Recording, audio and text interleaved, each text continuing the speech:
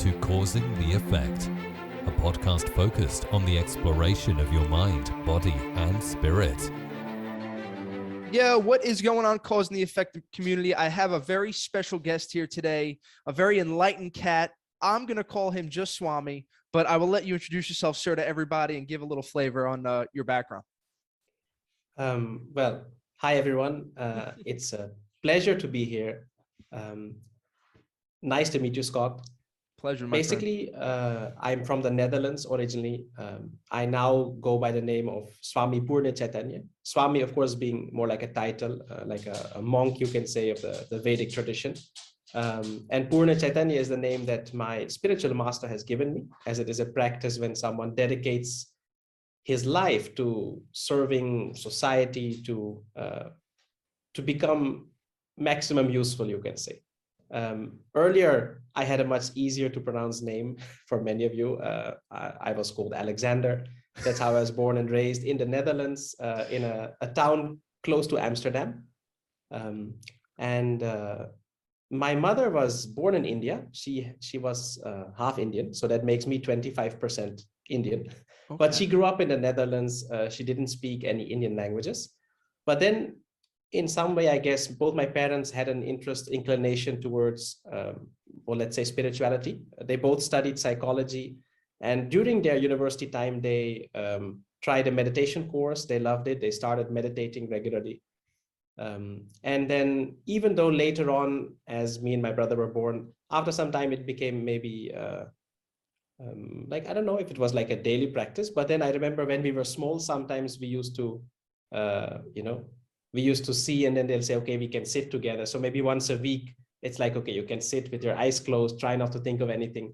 So even though it was like a very playful thing, it was like an early on exposure to that some of these things exist. So as I grew up, that remained with me. I had this interest, curiosity to learn more about the Eastern traditions. I used to do different martial arts, judo, taekwondo, aikido, wushu, kung fu, ninpo bujutsu. It's a Japanese martial art. Sure.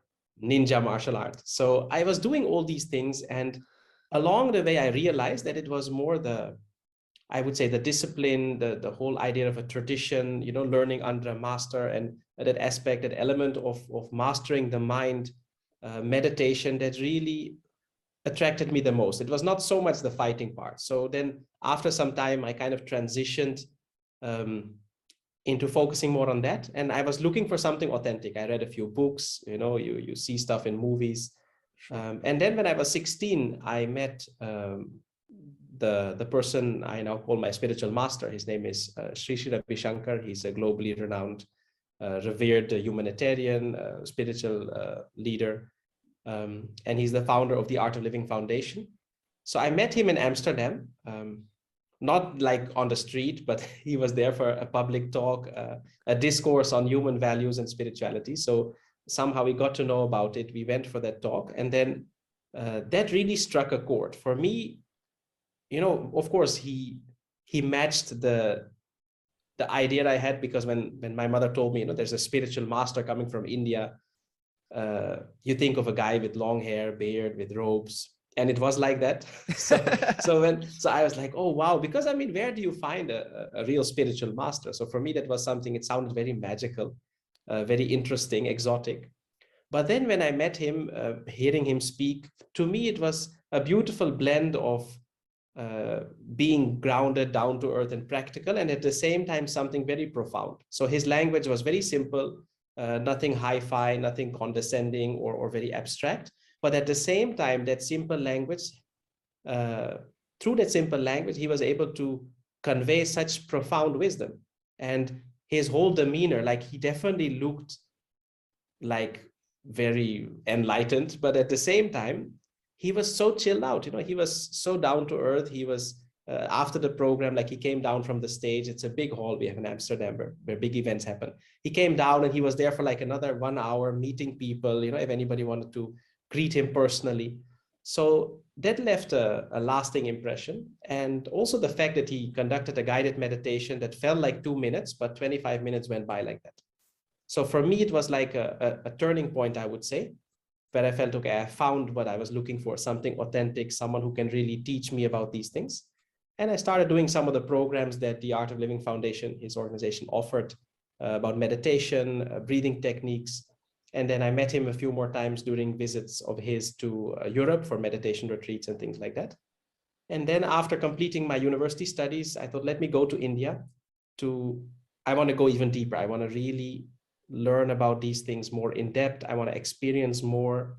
I thought, let me go for 1 or 2 years. I can be part of the service initiatives there, do some volunteer work, and at the same time, deepen my understanding of some of these practices and this ancient wisdom. And after 2 years, I felt like, this is so much more fulfilling than going back to my 9-to-5 job. And I had the freedom to make that choice. So I chose to continue that. And now for the last more than 15 years, I've been, I'm still, like you can say, a volunteer, maybe not a full-time. Now I'm a lifetime volunteer, but I travel, I conduct various programs, everything from yoga, meditation, teacher training, retreats, oversee various service projects for the organization. And along the way, he gave me the honor, the privilege to be initiated as one of his Swamis. So I also represent that spiritual aspect. Well, that's me trying to put it into a nutshell. Dude, that is so cool. So now if I do the math right, you're in your early 30s? 37 now. 37. Very cool. So what did that transition look like, going from Alexander and really saying, I want this to be more of a full-time thing, and I'm going to give up the identity of a 9-to-5? How did that look like? Money, I'm sure, popped into your head. Like, how am I going to afford this? How was the support of your family? How was that whole transition? Well, the thing is, honestly, Scott, like when I went to India for that 1 or 2 years after my studies, it already felt like, okay, I did one part of my life, like that part is done. So I was very happy that I graduated from university, because however much I loved some of the things we learned, the whole concept of finally being done with essays, papers, homework, and all of that stuff was heaven, So, and then I was already working on the side, because we never had a lot of money. My parents divorced when I was about 11 or so. I was living with my mom. So I paid for my own university studies. I had 2-3 jobs on the side. So I had my own place that I was renting there. So I gave up that place. I sold most of my stuff. I had just 2-3 boxes at my mom's place. And it really felt like, okay, one part is done. Now I'm starting a new chapter. So even though I thought I'll be back in 1 or 2 years, I didn't make any plans for that yet. I thought, okay, now I'm going to India, and then we'll see. And after coming there, like I said, I felt it was so fulfilling. So I decided to continue that. My family was very supportive, in the sense that, like I said, anyway, they gave me that freedom. It's not like they were after me that, okay, you have to do this or become that, but also because they saw that it was giving me so much of joy, and they saw that I'm doing so much of good. Like, I'm dedicating my life to serve other people, to help people, to make the world better, do something for the environment, to help kids in some village get a school, or do work for women empowerment, or organic farming, or whatever. We have so many projects. So to see that, like both my parents, their son is both very happy, and he's doing something very good with his life, for them, of course, was a great source of joy. Didn't mean they didn't miss me. I mean, they would have loved me dropping by every weekend, but so that full support was there. And then for me personally, I've always, if I look back, I've had this, let's say, inclination, or this aspiration, that this whole concept of living out of a suitcase somehow appealed to me. Like when I was very young, I remember sometimes I would leave the house in the morning, roam around the neighborhood, and come back in the evening. And just that whole idea of roaming around with very few possessions, like a monk, basically, even though I didn't know that was a possibility or an option in today's world. Maybe some past life impressions or whatever, but it felt very natural, very comfortable. And then also, if I look back, like during my studies, I had given a lot of thought that, okay, what do I want to do after this? Like, do I want to work? And that's how I decided to go to India, to explore this more, go deeper into this knowledge. Because by that time I had already decided I would love to train to become a trainer for some of these things, because I had experienced the value and the benefits for myself. Even in university, I used to sometimes get some people together, organize one of these art of living programs so they can learn about meditation, about breathing techniques. And people really benefited. Those who joined, some were not interested, but then those people who did join, usually during or after, they would share, oh, this is really nice because my stress is much less, I feel much relaxed, much better, or this was something I was looking for. So that seed was already there. I thought I would love to become an instrument to share these things with people as well. And then, because I've always had this, as long as I can remember, there's also this urge to do something useful for the world. I didn't have this picture that, okay, when I grow up, I want to be like a famous football player, or I want to have this huge house and this Ferrari. I mean, nothing wrong with that, but that was not really my goal. So I would think, okay, what can I do to make a difference or to help people? And during my studies, I had this thought that, okay, if I really want to apply myself to that extent or be available to serve in that capacity, then it will be difficult to combine with a family or with a relationship, because I've seen people at that time also. I saw, like, I remember one of my friends, like her mother used to do a lot of social service, but then she was never at home, so people, they used to miss her, so even though she was doing a lot of good work, that didn't feel right to me. It's like, then you have to find a balance. And as odd as it may sound to some people, I was very content. So I didn't feel this needed, or I want to have a relationship, or I need to have a partner, or I was already very happy. So nothing against it. But then I was like, okay, if I have to choose, then this is probably easier. And then a few years down the line, when I was in India, I was anyway happy doing what I was doing. And I guess my spiritual master, Sri Ravi Shankar, also felt the same way, because otherwise he would not have asked me to become a monk, because then, it's a lifetime commitment. It's not that you say after a few years, so, actually, let me start my business or get married or things like that. So I guess I was just very content. I mean, I still am. Yeah, sure. And I felt this calling that, okay, let me see how I can contribute. And this continues to be something that I ask myself every once in a while, that, okay, what is the best way I can contribute where I am right now? Dude, that is so beautiful. Yeah, and I could see the glow on your face, and it's like, I would love having people on the show who just they know what their mission is, and it's kind of pulling them forward. And I could tell there's no questions in your soul about it. Now, as far as the practice, the issue with the spirituality in America, or at least in New York, is there's so many different options, and people don't really know where to start. Do I go with Hinduism? Do I go with more of a classic Zen Buddhism? I know it sounds like Hinduism kind of fell in your lap here, but were you dabbling in other kind of areas before you ended up making that big leap when you were 16? And what kind of made you gravitate towards Hinduism? So, to be very honest, I read quite a few books about Zen Buddhism as well.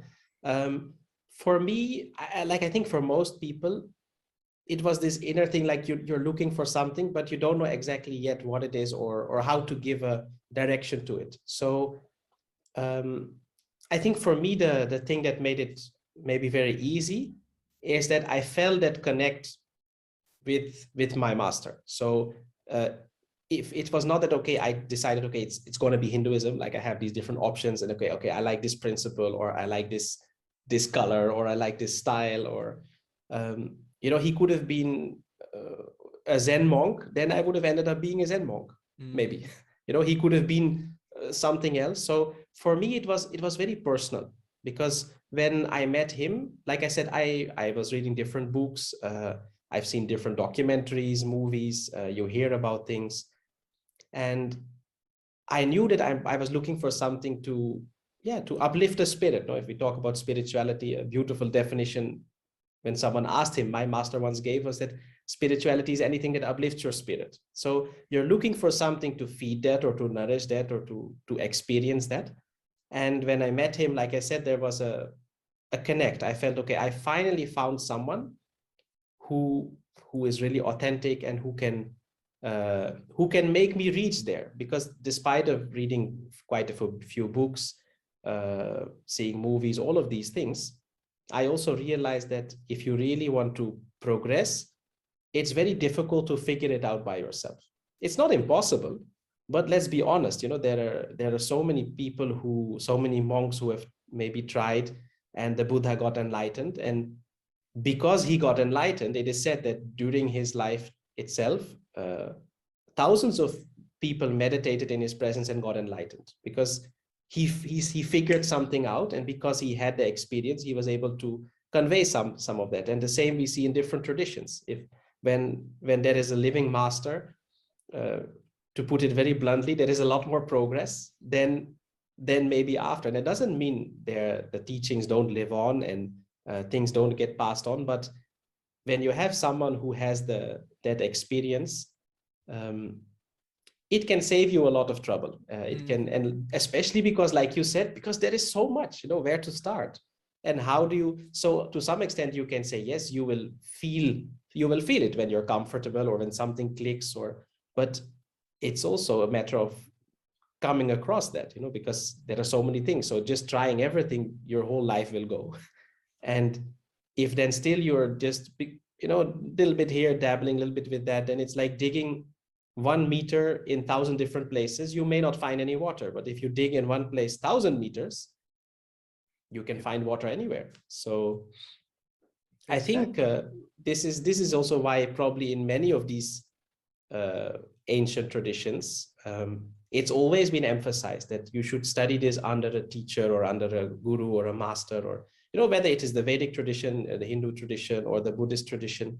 I mean, the Buddha made it very clear. He said, Buddham Sharanam Gacchami. So you have to take refuge in the Buddha and the Sangha, the community. You have fellow practitioners will help you, those days when you don't feel like it also. They say, okay, come on, yes, whatever, do your service or do your meditation. And the same we see in the Vedic tradition. They say, no, you should learn it from a master, because otherwise there are so many places where you can get stuck.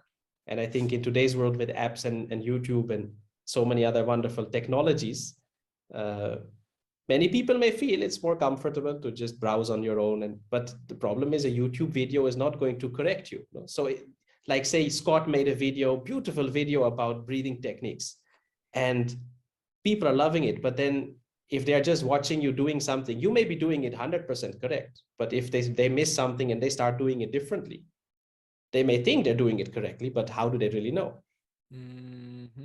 Yep. And even if you're doing it correctly, because there is this thought that, but how do I really know if I'm doing it correctly? That doubt itself can become a big obstacle. How do I know that I've really reached there, or that I'm really meditating, or that I'm really, attained a certain state? Or it can be very tricky if you don't have someone to guide. No, and you're nailing, like we've been talking about this. I would say the listeners are more, not the beginner meditators, more in the experience, 2, 3, 4 years. I'm on my 5th or 6th year. And this is the issue we're having. It's like, I'm listening to Alan Watts, I'm doing my YouTube, I'm doing this. And people are asking me like, Scott, what's this next step? Because it's almost like you're a little frustrated. And I felt exactly what you were saying of, I'm like spreading myself a little too thin here. I'm going a little Zen Buddhism, I'm going Hinduism, I'm going Tibetan Buddhism. And I've just been having these kind of feelings pop up of this not-for-profit will pop up, or this kind of, community will pop up. So from your perspective, when you're in this kind of phase here, you really need that community, or you need some sort of direction to get a little deeper, as you were saying, down the path here. Yeah, definitely. And the beauty is that, again, it's not that there's only one path, so sometimes people are worried, but then how do I know that this is the right path? From my experience, usually when you feel very comfortable, or you feel that connection somewhere, or then that's perfectly fine. And even in these ancient scriptures, they've never said there is only one way, but they've said when you follow a path, really go for it. So from one angle, if you look at even all the main religions, if you talk about whether it is Christianity, Buddhism, Hinduism, Hinduism is a tricky term because they just put everything together and they called it Hinduism because it was very confusing. You had this whole continent of people practicing all kinds of stuff. And they say, okay, so we'll put it together. And that's why you have people doing the exact opposite and it still counts as Hinduism. But if you see most of the main traditions, there is this concept where they say, follow only me. Like if you've seen in Christianity, Jesus said, okay, I'm the only way. You have to go through me to go to the Father. There's no confusion about it, one way. If you look at the Buddha, he said, Buddham Sharanam Gacchami. You take refuge in the Buddha. No confusion there. If you look at the Bhagavad Gita, one of the main scriptures that the Hindus follow, then in that Lord Krishna said that you take only refuge in me. Mam ekam sharanam vraja. So they're all saying follow only me. And it doesn't mean that the others are not right, but they're saying that because if you're going a little bit here and there, you're going to get confused. You know? And this is true. I mean, everybody has their own way of explaining things. And they may be talking about the same thing, but it's like you're in Brooklyn, for example. Now you want to go to Manhattan, and to go from A to B, there could be so many roads, or you could fly, you could take a chopper, you can go by foot, you can take a bicycle, a car. So many different routes are there, and they're all going to make you reach. But if you take the directions for say someone on a bicycle, and you have another route that a cab driver has given you, and you say, okay, I'm going to follow these directions to some point, and then let me follow the direction of the other guy for some time, you're going to end up somewhere else. Exactly. No, that's kind of how I'm feeling, honestly, because then even by a meditation practice, you're reading the Bhagavad Gita, it's telling you one thing, you're going to Zen, it's just, now you brought up an interesting point before. How does one know, or at least how do you kind of count making progress in your meditation practice? How do you look at that? Or is that even something that you shouldn't look at? Well, it's a very valid point you've raised. One is that, of course, should you look for it or not? Because, this is like, and now we're going a little bit down the road of like Kung Fu Panda, like inner peace. And because the trick is, and this is, many scriptures have spoken about this somewhere or the other, that the fastest way to reach the goal is to have infinite patience, right? Because the moment you sit down to meditate, and even if there is that slightest sense of doership or feverishness where you say, oh, I want to have a certain experience, or I want to reach a certain goal, that will stop your mind from fully settling down. And this can be very tricky, because how to manage the mind? As you said, you've ordered my book, you're going to read it. So I've spoken about some of these things in detail there, because the mind is very tricky. And that's why, again, it's so helpful to have someone who can guide you, because what happens is the moment you say, oh, I want to think of nothing, let the mind relax, that itself is a big challenge. But then then the thought comes, oh, am I still thinking about something? Oh, yes, I'm thinking. Oh, I shouldn't be thinking about something. Why am I still thinking? It becomes a mess. So the same way in meditation, I'm a little reluctant to maybe even give you something that, okay, look for this, or when you experience that, because again, people may start looking, okay, am I experiencing this? Have I reached there? No, not yet. Maybe is this it? But I would say that when you notice that after the meditation, you feel much more fresh, you feel much more relaxed, more light, it's a quality that you start carrying throughout the day. Like when you brush your teeth, at least for some time, your mouth is going to feel nice and clean, and your breath may smell nicer. The same way you take a shower, that freshness that stays with you for some time. And in the same way, when you have really nice meditations, you will find that not just at that time, but throughout the day, the quality of your consciousness will become different. Your mind becomes much more calm. You have less thoughts. The quality of your thoughts improve. The whole way you approach situations, your perception, your observation, your expression, your communication, all of these start changing because you're in a more, I would say, expanded state of mind. So it's like you're training that muscle, and that stays with you. If you go to the gym, you work out, then throughout the day, your muscles will be more toned. You may have a little more stamina or a little more strength, whatever it is. So in the same way, it's not only that time when you're sitting on your cushion or on your yoga mat or on your couch or whatever people like to meditate.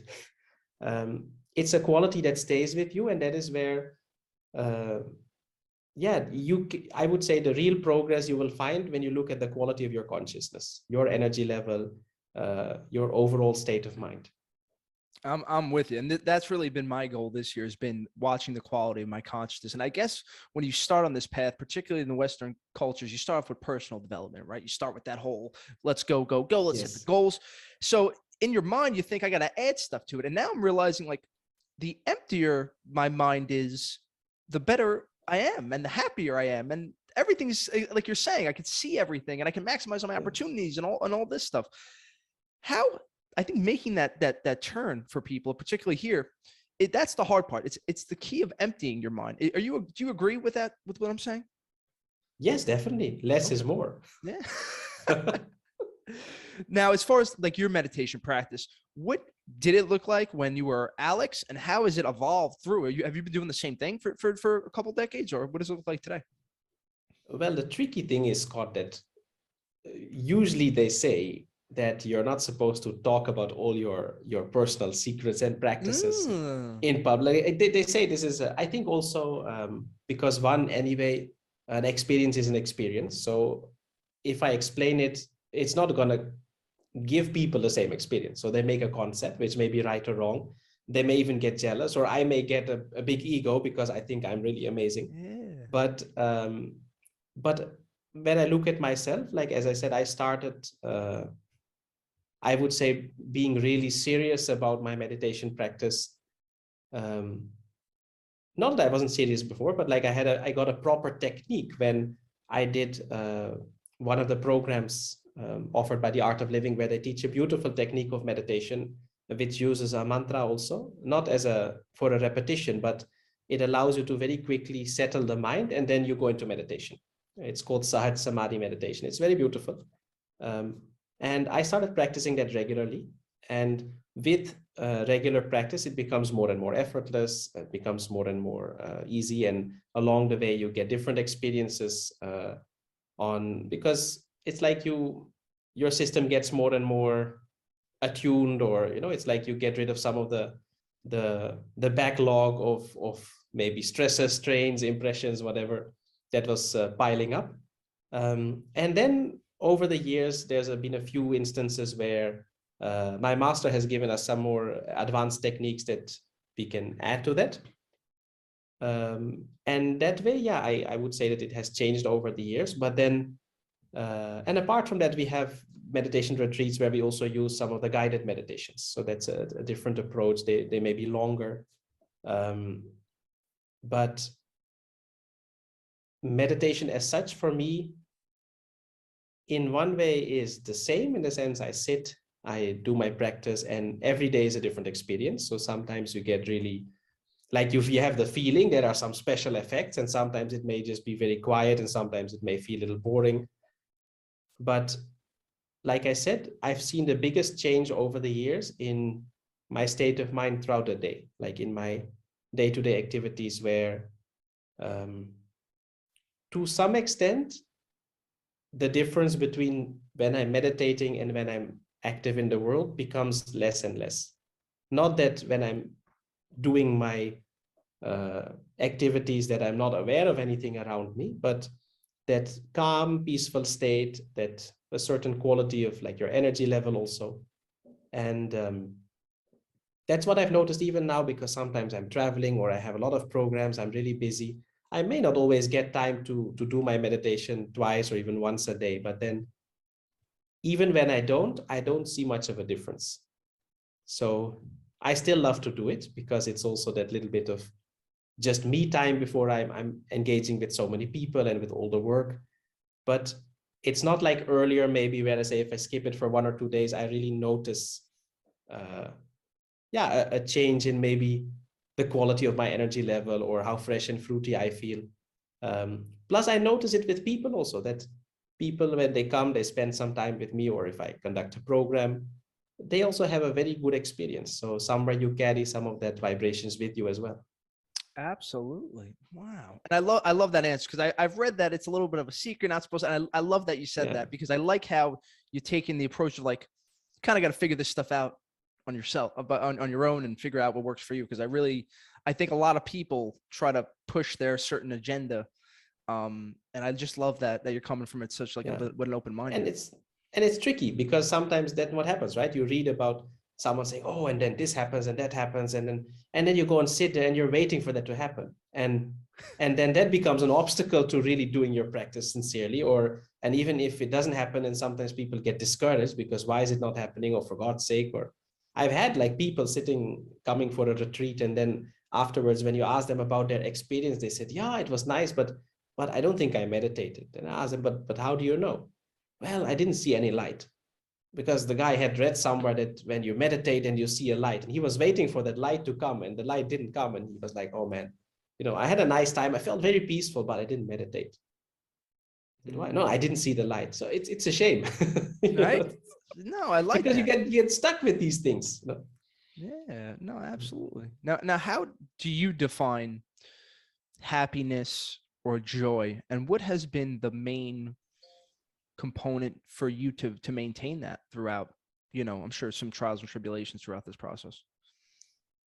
Well, for me, I think it has been a journey of realizing and becoming maybe even more acutely aware of the fact that we actually don't need a reason to be happy.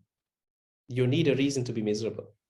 And time and again, like different examples, different situations, my master used to tell us some stories or explain some things or in some of the programs. And it really struck me that, sometimes you feel really good, you have a nice day, or you wake up fresh, and people may even ask you that, why you're so happy. And it's very difficult to pinpoint. You say, oh, I don't know, I just feel good. Oh, I feel nice today. But if someone is miserable, God forbid, if you ask them, dude, what happened? Oh, why are you so sad or happy or frustrated? You get the whole story. Oh, this guy said this and that happened and they didn't go and God knows what. So if you really look at it, we don't really need a reason to be happy, because it's our nature. And of course, many of these ancient scriptures also tell us, nature is joy, it's happiness, it's peace, it's love. And in small children, we see this. You can take small kids anywhere across the world, unless they're in a situation where it's really stressful, even for them. Otherwise, they're perfectly happy just playing in the mud. They're playing with a pebble or with God knows what, and they're having a wonderful time. So we all had that. You wake up in the morning, you want to play, you're happy, you're joyful. You don't really need anything for that. But then somewhere along the way, it's very subtle. And part of it is also our upbringing. But then we start conditioning or postponing our happiness, where you think, oh, when I have this, or when I do that, or when I reach that, then I'll be happy. So you're taking it out of the present moment. And that is a very sad thing, because happiness is only in the present. It's only right now. You can only be happy now. And if you look at any of your so-called negative emotions, whether it is anger, sadness, guilt, regret, all of these are simple signs of a mind which is stuck with something in the past. Something has happened which you're not able to fully let go. You're clinging to it in some way. And that is why you're feeling sad or angry, upset. It's because something has happened. You're angry because X, Y, Z, or because this person did this, or because you feel sad or upset or traumatized because this happened. So these are all signs of a mind which is clinging to or stuck with the past. And when we look at the future, when mind gets stuck with the future, then you feel anxious, you feel stressed, you feel, these are all for the future. You cannot be worried about last year's exam. No, that's done, finished. How can you be worried?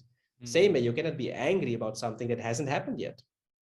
But then if you look at when you're happy, when you're peaceful, when you feel really good, joyful, you will notice that those moments, you're in the present moment.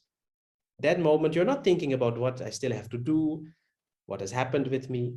And that is why, and this for me was really an eye-opener. That is why anything that brings your mind to the present moment, even if it's just for a moment, will give you at least some amount of joy, because it will make you be in the present for a while. And when you're in the present, you're already happy. That is your nature. So when you look at, for example, bungee jumping, why do people like jumping off a cliff where you really are giving yourself the impression that there is a good chance I'm going to fall to my death, I'm going to crash? You're not, otherwise you won't jump, but still you feel like, so that moment, you cannot think of anything else. Your mind is fully in the present and you feel nice. That's why it makes you feel good. That's why people like to drive really fast. Some people like to really speed, because for a moment your mind stops. That's why people like scary movies, thrillers. That's what makes you feel good when people have sex. For a moment your mind comes fully to the present moment. When people eat some really tasty food, what happens? for a moment you close your eyes and you really take it in. You hear some beautiful music. For a moment you close your eyes and you really take it in. So that experience that you're taking in is actually that experience taking you in, where for a moment your mind goes inward, and that is where you experience that joy. And that is why when we are stressed or anxious, even if you have tasty food in front of you, you can't enjoy it because your mind cannot move inward for a moment. So the beauty is of all these practices, what I've also realized is that the more you relieve the mind of all the stresses and strains and this craving, aversions, all these things that maybe pull it out of the present or where it tends to get stuck, then naturally you are already happy. You are already very peaceful. You are very joyful. So for me, that is getting access to that joy of happiness, and then it can become lasting. Otherwise, it's just these fleeting moments because you don't stick there. So for me, happiness is that when you're established in that, in yourself, and it's beautiful. It is, man. You're just giving me the explanation of why I love podcasting, because that's what happens to me when I'm in this podcast. I'm going to be jacked up the whole day from this. Man, that's so freaking cool. Now I love the comparison of the Buddha to a physician. You know, in the first two noble truths, he diagnosed the problem, suffering, and then identified the cause. Now, the third noble truth, the realization that there is a cure. To you, what does that mean? And how was it going from, Alex 9-to-5er chasing things to really stopping that the desirelessness and really not searching for the money or the girl or the, pick your poison, whatever that may be? Well, so for me, again, it's a little difficult to pinpoint one moment. It was like a gradual thing where along the way I realized that all these things are not really going to get me there. It's like, so like I said, I grew up, we didn't have a lot of money, but whatever was there, we really appreciated. But then I also saw that there were friends of mine who maybe had lots of money, and sometimes they were looking much more miserable than us, So it's not that money cannot get you nice things, but it doesn't mean that just having that you're going to be happy, or it's going to take care of all the problems. And the same is if the moment you start seeing that all these things are just temporary, however nice they may be, then if you're a little intelligent, if you're a little bit wise, then you think, oh, but if I'm really smart, I'm going to go for a more lasting solution. And I think honestly, even if we look at our world today, one of the reasons that we see many more people who are interested in, let's say, spirituality, who are more interested in exploring yoga, meditation, all of these things, is also a sign of a more mature population, you can say. People become a little bit more aware or a little bit more intelligent or wise because they've realized that, oh, if I just keep doing the same things that maybe my parents were doing or their parents were doing, or that's not gonna get me there. Or they've woken up and they realize, oh, but there must be something more. Because now, people say, oh, the problem is with the youth. They want so many things or they get bored so quickly. But let's be honest. Now people, when they're 16 years old, they have experienced so much more of the world than people 1 or 2 generations ago, because you watch movies, you have the internet. So even if you've not physically been there, you have a lot of experience. You have an idea what it's like in another country. Maybe you have experienced maybe some part at least of different cultures, of so many things. We have a lot of stuff at our fingertips right now. So what people would normally maybe not even experience when it comes to impressions and in a lifetime, people would have digested, at least to some extent, by the age of 16. So then you see people now, if you tell them you're going to be working for the same company for 50 years, people are like, oh, for God's sake, I don't want that. It sounds terrible. People used to be happy. They're like, I'm set, I don't have to worry. Now there's like, oh God, no. So if you see a cow, it is so happy chewing the same grass every day, it doesn't get bored. But if I tell you or anyone else that you're going to have the same vegetable every day, you're going to say, oh no, man, that's so boring. And I think, the same with the Buddha. He had the good fortune that he had almost everything at his fingertips. He was in a privileged position as being from a royal family. He had experienced so much already. And he realized that, oh, but then what? Okay, so I've had those pleasures. And that's a privilege, because people can spend their whole life chasing pleasures, thinking that's going to make me happy. But when you finished it and, okay, I've seen it, I've done it. But now what? This is also temporary. Now, where has that left me? It's left me in the same place. So I think that what we see now is that a lot of the young people, especially, whatever generation we are now, Z or X, or, we have so many nowadays. Sure. But it's like they have already experienced and seen a lot. And then they say, okay, but there must be something more. It can't just be this, waking up, going to work, do this, that. So for me, I came to a point where I felt, okay, I've seen that. I've done my 9-to-5 job. I've had a girlfriend. I did all this thing, but there's more, and I want to experience that. So for me, it never felt like a big sacrifice that, oh, I've given up something really nice or something, really enjoyable. For me, it was like all these things, it's very temporary. Now I want something bigger.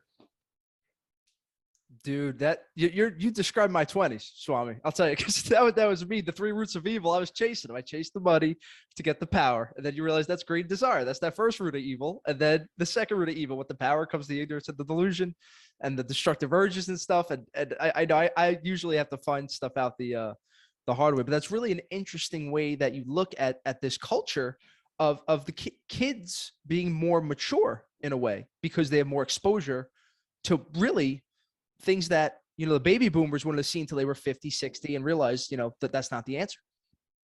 Exactly. Yeah. No, because sometimes people I know they have all kinds of things to say about the younger generations, but yeah, we need to look at it like this as well. It's not all bad.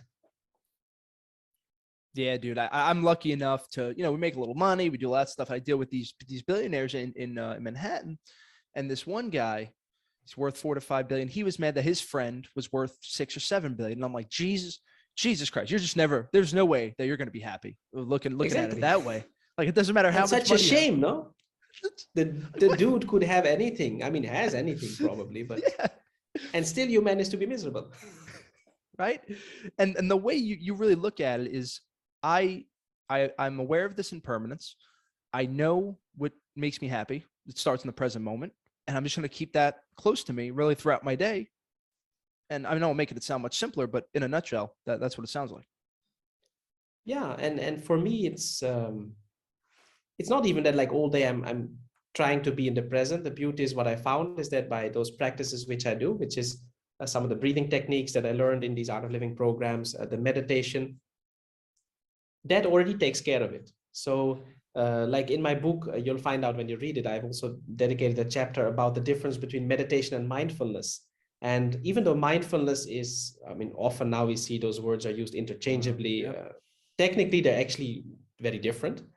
But then even when it comes to mindfulness, it's wonderful to be fully with what you're doing. But then if it becomes too much of an effort, you see sometimes that even becomes a big struggle for people, because it's very difficult to keep your mind with what you're doing all the time. And even if they are enthusiastic enough to try and make that a part of all their activities, it can also become something almost like a compulsive thing where you keep thinking, oh, I have to be fully with what I'm doing. And it doesn't even allow them to relax in the moment with what they're really doing, because they feel, oh, I have to be aware, aware of my breath, of this or that. While real meditation or these practices actually result in a state of mindfulness where it's not so much an effort, but it's just a happening.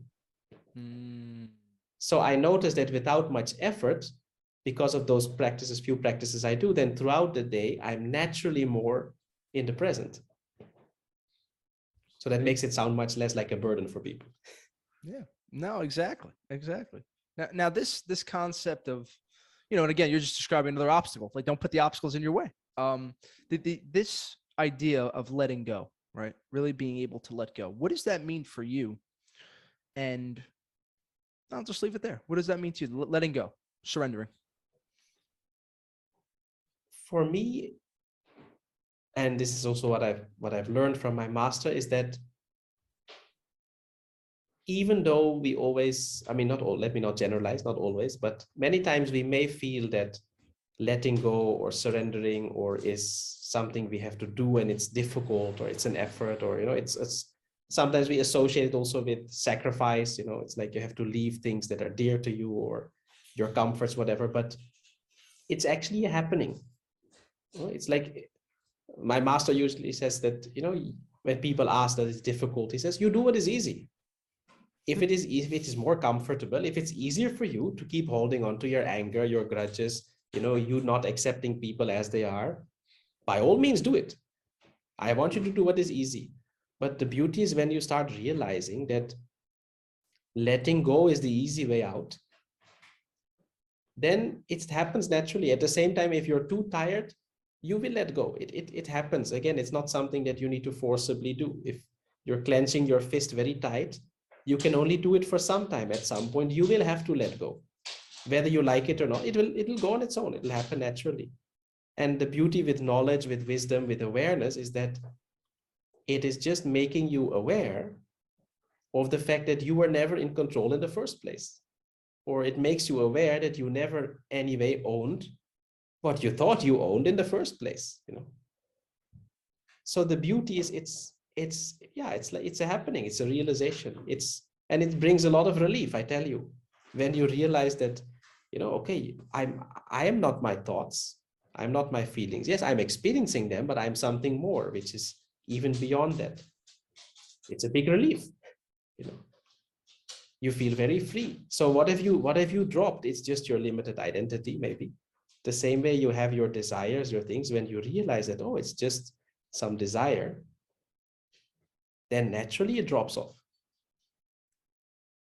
Does that make sense? Cool. Absolutely. Because it's a little subtle, but no, but this is the kind of the paradoxical thoughts that you need to kind of, these are the realizations you need when this is, because, a lot of people say it, but they don't say it as, you can tell you've been doing this for a minute. So now listen, we're letting go. We're in the present moment. How do you deal with, because I started this off in the personal development thing, and you got to hit your goals and schedules, and time becomes a construct. And this is the issue that I see a lot of us dealing with. How do you view time? And is it even something you worry about? I mean, obviously you got to be, schedule, and you do your meditations and all, you have to do your seminars. How is your relationship with time? Well, nowadays, I think I need a little more in a day because honestly, it's like days just fly by, and it's a challenge, I will say, because even just I'm trying to at least keep up with my social media. People send me messages, people reach out to me. I need time for that. In the same way, people call me for guidance, for advice with their problems, making time for that. So that way, it can be a challenge, but otherwise, the beauty is that, and again, this may be a little abstract for some people, but time is also only on the level of the mind. Yes. So when you meditate, sometimes you may not be aware of time. So you may feel that you've been sitting there for 20 minutes and it may have only been 2, or the other way around. But it's not just that, it's also that when you connect to that part of you which is beyond the mind, your whatever you want to call it, yourself, your consciousness, the witness in you, or soul, whatever, there's so many words we can use, but because that is beyond the mind, that is also beyond time. So you start slowly more, or maybe sometimes not so slowly, but you start consciously relating to and experiencing that part of you which is eternal, which is beyond time, which is untouched, which is ever pure. And that gives you a great amount of strength to deal with this ever-changing world. Because we saw in the last 1 or 2 years also, it was crazy for people, so many of the things outside of us that people knowingly or unknowingly were relying on for their sense of security, their sense of peace of mind, started shaking, whether it's your relationships, hanging out with your friends, you can't because there's a lockdown. People who may have never worried about their health started worrying about their health. What if I get this virus? People started worrying, will I lose my job, or will I be able to run my company, or so many things. And when knowingly, unknowingly, we rely on those things for our sense of security, then when those things start shaking, we start shaking. You start feeling very uneasy. But the beauty is when you have a meditation practice, or you have some of this knowledge, these techniques, and you've consciously started experiencing that, oh, but there is a part of me which is beyond all this, which is untouched, then even if the world around you starts shaking, then it doesn't shake you. And that way you see that you can take a step back, and you're no longer so much in the, you can say that purview of time. In a sense, time cannot touch you so much. And I've seen that for experienced meditators also there, it's very common to see that this fear of death also disappears, because you have experienced what it is like to connect with that part of you which is beyond the body, which is beyond time. And then there's really not so much difference of you meditating and you coming back out of it, or you dropping one body and going into the next. So then it doesn't feel so scary, because you know that part of you which is beyond it, and you're very comfortable. It's wonderful. There's nothing to worry about. This is what happened. Now, during COVID, Swami, I'll tell you what happened. I loved it. I was here by myself, meditating. I saw the veil of illusions. It was great. Now, the issue I'm having is I got to go back to this world. I got to take this train to Manhattan. Back into the matrix. Yeah, back to the matrix. And this is, I wouldn't say there's tons of people asking me about. There's a couple. Because I feel like I saw it, and now I'm getting pulled back in. You have to go into the office 3-4 days a week, blah, blah, blah, blah, blah. And then I say to myself, well, I should just be able to get myself to feel, compassion about about these people and gratitude and all that stuff. But it's hard. What do you have to say about that? About the people that had to, go back into the matrix, so to say? Well, the beauty is, as I mentioned earlier, that the more you connect to that part of you, then, well, if we want to take the matrix metaphor, it's a little bit like Neo goes back into the matrix, but he knows it's just the matrix. Of course, there's still a whole story of guys trying to shoot him and all kinds of terrible things. But the beauty is that once you realize that on one level, and that's why if you see in the scriptures also, they talk about you have the supreme reality and the relative reality, or the relative truth and the supreme truth. So on one level, when you start realizing, experiencing, this is all you can say a play and display of that one universal consciousness, or there is a part of you which remains untouched, then you can go back into the world. But then it's not a problem. It becomes like a play. So in the Vedic tradition, or in the Hindu tradition, they call it a lila. Lila is like a drama, like a play. So it's not a negative connotation. Yes, there's duality. There's all these opposites. There are problems, bad people, good people, issues, wars, whatever may be there. But that is on one level.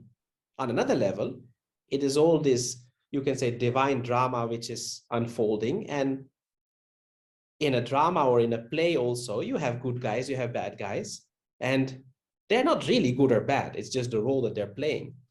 So this is a very subtle, you can say, experience or realization, because that doesn't mean you become insensitive. Like then sometimes people say, okay, then that means you can do anything, whatever you want.